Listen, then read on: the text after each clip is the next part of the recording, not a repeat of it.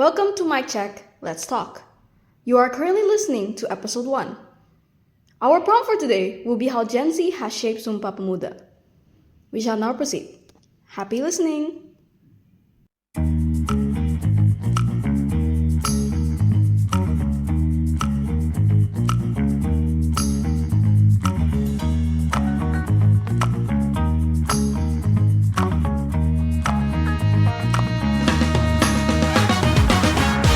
Welcome to our very first craft podcast. My name is Selena. I am from Class 11 Perseverance and I will be your host. Today, we have a very special guest. Will you care to introduce yourself? Hi there, my name is Nathanael Pardin, and I am in my year 11 right now. And well, I'm joining as a guest today, hoping to discuss some heated topics. And let's discuss more about how Gen Z has shaped Sumpah Pemuda. Okay, thank you so much, Jordan, for taking your time out of your day to join us. Now, Sumpah Pemuda, what does it mean to you? Well, it all comes back down to what's the main purpose when it was created at the start. Sumpah Pemuda, created around 1900s, I think 1928, was created for the sake of recognition for the homeland, Indonesia as a homeland of us, and to affirm our identity as one nation. There's also a point where it declares as Indonesian as the unifying language to unify our communication. So, in my opinion, Sumpah Pemuda is a sense of identity, a sense of belonging for our nation, and the origin of younglings and their spirit to unify. I see. So, obviously, you're a Gen Z, right? Now, between the millennial and the Gen Zs, do you believe that Gen Z's approach to Sumpah Pemuda seems to be more informal, especially how Gen Z is the very first generation to grow up with technology, which introduces applications such as TikTok, and because of these applications, for example, TikTok, it creates trends like memes and stuff, making Gen Z's humor seems to be more informal. Now, as I said again, do you think Gen Z is more informal regarding their approach to Sumpah Pemuda? Well, I think it's better we start by defining informal. In my case, I don't think Gen Z is more informal per se, but it's more that their approach is different because, well, they grew up in different environments and they grew up with different skill sets.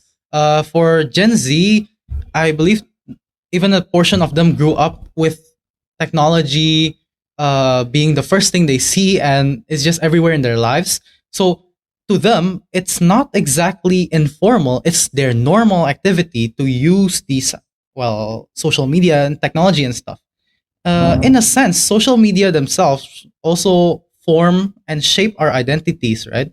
So it's not exactly bad they're doing it. It's in fact spreading the information more quickly. Now, I, uh, I as a Gen Z, sometimes I feel like as if our generation seems to be focused more on self-expression compared to the unity of our country. How about you? How do you approach Sumpah Pemuda? Do you prioritize self-expression or do you prioritize unity of the country?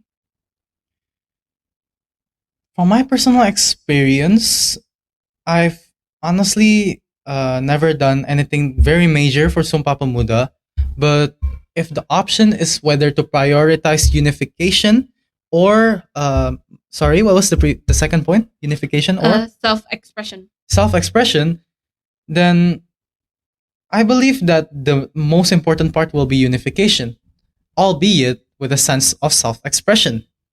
Since, well, the main goal of the entire thing is as a sense of unification. I see. When I say self-expression, I meant as in our identity as a nation, such as our prioritization of wearing batik, of our food, and our language, and more. Sorry. Now, let's continue to the next part. As a Gen Z, do you think that our approach to Sumpah Pemuda would have been very different without the clash of the internet. Without internet, Yeah, without the rapid change of it. well, yeah, of course. Internet is a major vital role in fast communication, fast exchange of information, and overall just fast traveling of information, I guess. It's a key factor on why current trends are so easily recyclable or and then just lose themselves immediately because after a short amount of time they're literally burnt, their ideas are burnt completely because the internet is so fast at using these expressions and ideas that they just fade away so fast, right? And internet in itself, I guess, plays a role in, well, influencing the as a platform for this process, influencing language, values, self-expression, like the one you mentioned before, but also presenting some challenges like pressure of comparison and risk of eroding local culture. Oh, okay. Thank you for noting how you feel like the advantages and disadvantages of the internet.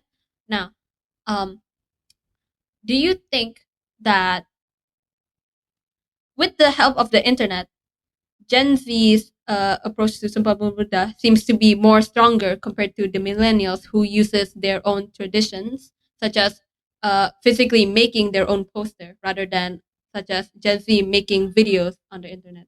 Which one do you think is more stronger for Sumpah Pemuda?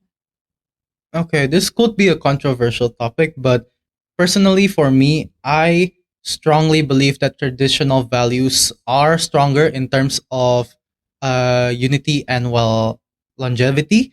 Because in this case, while the internet is very good at handling fast information, it's also the worst place, I guess, to establish a strong base for information. Because quite literally, in the internet, information just travels way too fast that all of them are burnt already. Uh, while local culture, I guess they provide the foundation for that identity to thrive, which is then modified, expressed through the lenses of global trends and, well, specific communication tools such as social media. Okay, thank you so much, Jordan, for coming to our podcast today. Now, we would like to end it here. And once again, I hope that each one of you will be having a great day today. Thank you for listening and stay tuned for our next episode. Thank you. Thank you, everyone.